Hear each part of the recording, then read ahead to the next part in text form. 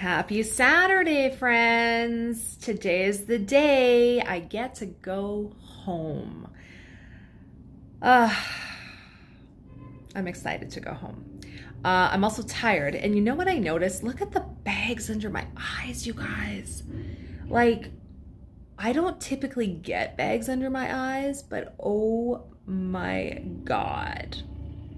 Crazy. I'm gonna have to put some little under eye pads on these when I get home because wow, I look exhausted. I'm not really that tired. I didn't sleep great last night, I'll be honest. I don't know if it's just the excitement of going home today or what it is, but I did not sleep great. I woke up a lot. I had trouble falling asleep. Um, Woke up with a headache again today. I'm pretty sure it's just a result of not getting enough water or fluid in my body. I think I'm just dehydrated, if I'm being honest with you. But I'm all packed. I'm ready to go. My husband is literally driving to get me right now from Saskatoon. He should be here. What time is it now? It's 10:25. He should be here in about an hour. So I'm super excited. So I thought I'd do this little video just to kind of give you a Saturday update. I had a shower. I put my hair in a braid. I'm exhausted from my shower, you guys. Like, oh my God. Like, trying to put my hair in a ponytail. Like, my arms were so tired, I almost couldn't even do it. That's how tired I was. It really, really exhausts me. But that's fine. Had a shower. I'm feeling better. I feel clean. I put on some fresh clothes. I haven't put a bra on yet because, it just so happens where one of the incisions is right where my bra goes, of course. So I'm trying to leave that until like last minute, just so I'm not uncomfortable. I plan on having some of that amazing broth from yesterday. I'm going to heat up some of it and have that before Matthew gets here. And I'm just sipping on some water. And I got to take my little pill here. This is the Prevacid pill. I take this just to help the stomach lining for acid reflux and that kind of thing. So I'm taking one of those. I did take a Dilaudid today. Now, I didn't take any yesterday, you guys. I didn't take any. The day before, I took one every 12 hours. I didn't take any yesterday. I did take one this morning when I woke up, however, because a little sore, and I know I've got a car ride home for 2.5 hours, and my husband's car is a great car for him. It's very small, it's very compact, it's very economy, fuel mileage and stuff. It's great for him when he travels, but as a vehicle, after you've had surgery to travel home in is not the most comfortable. It's very base model. The shocks aren't great. You feel every single bump, every single everything. So I'm not looking overly forward to the ride home, but I thought I'll take a Dilaudid and maybe that will help a little bit on the drive. So I did do that. I did not take any laxative today because, again, car ride, right? TMI, but I was able to go to the bathroom again a little bit. Not a lot.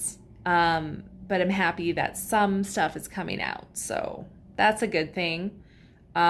Still not back to normal by any means, but I think we'll get there. Also woke up feeling very full and bloated today, and just not feeling great. I don't know if that's to do with the constipation or if that's to do with me having broth last night. I'm not sure. I'm also wondering if maybe I had too much broth. I don't know. I did my best. I probably had about a 3/4 cup of my broth over an hour period. So it sounds okay to me, but I definitely was full by the time I was done. I probably could have done with a few less teaspoons of it, but it was just so good, and I was just so hungry. So that could have been part of the problem as well. I don't know. It's just one day at a time, one moment at a time, trying to navigate through all of this. I'll be honest with you, and I'll get into this more in future videos, but as far as this procedure and the care you get from the surgical team, the hospital, the doctors, the nurses, whatever, you guys, it's minimal support. I'm going to be honest with you. It's very, very minimal support. They do not walk you through everything. They do not tell you everything. And in my opinion, I really don't think they know much when it comes to this. I really don't think they do. I'll give you one example. On this liquid diet that you're on, number one, I still can't wrap my head around why we take protein shakes with milk. It doesn't make any sense to me. I feel you should be on a clear fluid diet. Clear fluid. It doesn't make sense. But here's another thing that doesn't make sense to me. They say you're allowed to have your protein shakes, okay? It's your protein powder mixed with milk. You're allowed to have that. You're allowed to have broth. You're allowed to have water. You're allowed to have Jell-O, which I don't eat because animals, but you're allowed to have Jell-O. You're allowed to have herbal tea with no cream or sugar, just plain herbal tea. Here's my question. Why can't I put milk in my herbal tea?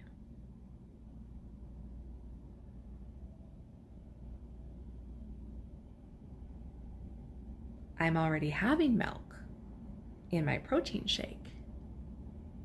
So why can't I put it in my herbal tea?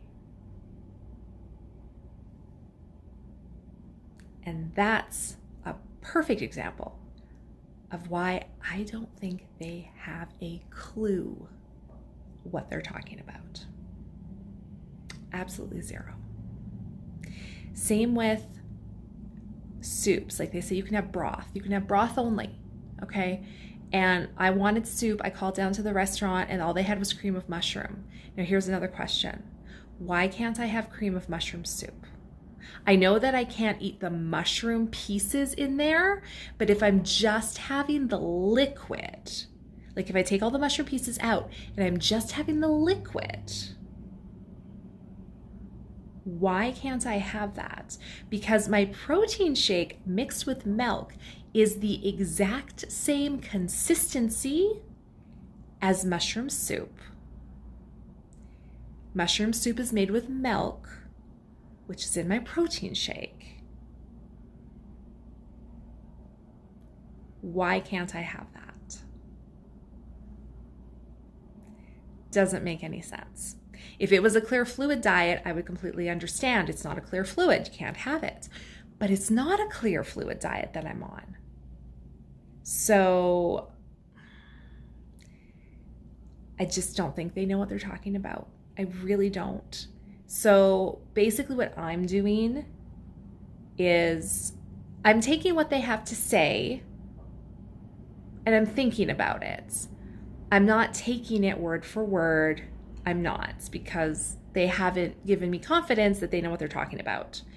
I'm listening to my body. I'm doing what I feel is right. I'm going slow.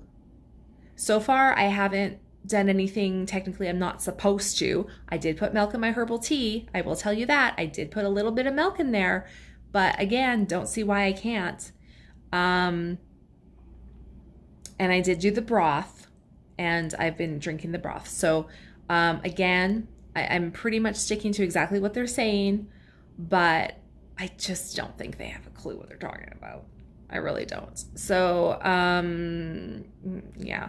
So if you're thinking of going to this, you're in Saskatchewan and you're thinking of going through the Saskatchewan program and all that kind of stuff, be prepared. do your own research. Don't listen 100% to what they have to say. If they can't back it up with evidence or examples or facts, and they can't give you a straight answer on why they're telling you to do something one way, do your own research. Because I don't know, guys. They also told me that I couldn't have apple juice, for example. Can't have apple juice, too high in sugar.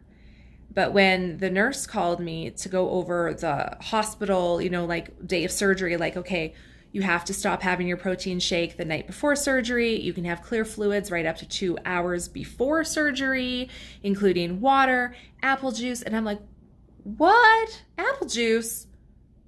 I can have apple juice? Because they told me I couldn't have apple juice. And she was like, oh, you can have apple juice. That's fine. It's a clear fluid. And I'm like, but see, that doesn't make sense to me because I'm not on a clear fluid diet. I'm having protein shakes. That's not clear fluid. It's not even close to a clear fluid, you guys. So, and every single person you talk to will tell you something different. Every single one. They will tell you something different. So who do you believe? Who do you, like, honestly? So I'm kind of taking some of the things I know from Tijuana, Mexico, where I originally had a vertical sleeve gastrectomy done in 2010. I'm taking some information from that. I'm taking some information from the Saskatchewan Bariatric program. And I'm taking my experiences of what I've gone through and what I know is good and what is bad. And I'm kind of taking all of that into account to come to decisions about different things. So, So yeah, that's kind of my morning today. My incisions still look good. It doesn't look like anything's gotten wet from my showers that I've taken. So that's still good. I'll probably leave the bandages on for a few more days. I think she said to take them off. When did she say to take the bandages off? I can't remember. I don't know if she actually did say when to take them off. She just said if they get wet, take them off. So I'll probably keep them on for another few days maybe, and then I'll take them off so they can get a little air and breathe and that kind of thing. I also want to see what's underneath. I want to make sure they're not getting infected underneath. So I'll probably take those off maybe tomorrow. We'll see. But I'll show you when I do take them off. I'll show you what they look like underneath. So don't worry, that's coming. But yeah, that's pretty much it. I'm just relaxing and have some soup. Wait for Matthew to get here. I'm so excited to see him. I'm so excited. He did a great job, you guys. I was a little worried, I'll be honest, because he's not used to, working and taking care of our daughter full time and not used to our routines and all that kind of stuff. And she, of course, started dance class this past week when it was just him and her. And I was a little worried. I was like, oh my gosh. But you guys, he was awesome. I'm going to cry. He was so good. I know he was really tired, and I get it. But he did so good, and he managed to get her to school on time and pick her up on time and get her to dance class on time. And he even took her over to my parents to have supper with them. Like, he did awesome. And I'm proud of him. And if you're wondering, our 6-year-old daughter, she has 0 separation anxiety. Like 0. Don't get me wrong. We FaceTimed and stuff almost every day. Sorry, guys, I'm emotional today. But like, she had 0 separation anxiety. Like, it's like, okay, hi mom, bye mom. Okay, I'm gonna go and do stuff now. Like she like, and honestly, I'm okay with that. Because as a child, I had horrible separation anxiety, like anxiety through the roof, horrible. And I'm so glad she doesn't have that. I would much rather have her be okay and it not affect her. So I'm proud of her too. They both did great. But I am excited to go home. I'm excited to see her. I'm excited to see him. We're in Regina, you guys. And as you know, if you've watched my videos in the past, they have a Value Village here. And I kind of want to go. I don't know if I should go. I mean, it is a lot of walking. I don't know if I should. I'll probably be exhausted, but I really want to go. So I might convince Matthew to take me to Value Village before we head home and see what goodies I can find. Because I haven't been shopping in over a week, and Mama needs to shop. So we'll see. I've only got 20 bucks on me though, so I don't know how far we're going to get, but it's okay. It'll be fun. I think it'll be good. So I'm going to convince Matthew to take me to Value Village first, and then we'll hit the road and go home and just kind of get back into the home life and, you know, do laundry, all that kind of stuff. Well, I won't be doing laundry. I'm still basically on rest for at least until they call me 2 weeks after the surgery. So I have at least another week of literally doing nothing. And then I can probably slowly start to do stuff again, start walking, that kind of thing, start doing a few light household things around the house, and yeah, go from there. So that's it. Sorry, I kind of started rambling in this video, didn't I? Anyway, I wanted to give you a quick update, but it turned into a ramble, but that's okay.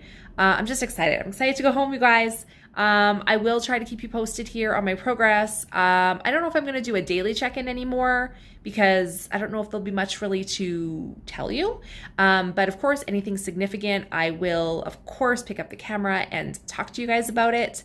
And there will be a lot more bariatric videos coming up, such as what to pack when you're going to the hospital, things you actually need, things that I forgot to pack that I really wish I had packed. You know, I'll go through that kind of video. I'll go through a little bit more in depth of my hospital stay. I took some things from the hospital to show you some of the things they'll give you and that kind of thing. And yeah, there'll be more videos. So if you guys have questions, if you have comments, if you're going through this, if you've gone through this, if you're thinking of going through this, anything, please feel free to comment. I do respond to every single comment that I get on my videos. So I'm looking forward to talking to you guys about this and hopefully spreading some awareness, spreading some information, you know, giving you guys my experience. So remember, my experience. Not everyone's the same. This is my experience. So thank you guys for sticking with me through this. It's been a wild ride already, but you know what? This journey is just starting, and I am so looking forward to what's coming up. So we'll talk to you guys in the next video. Bye.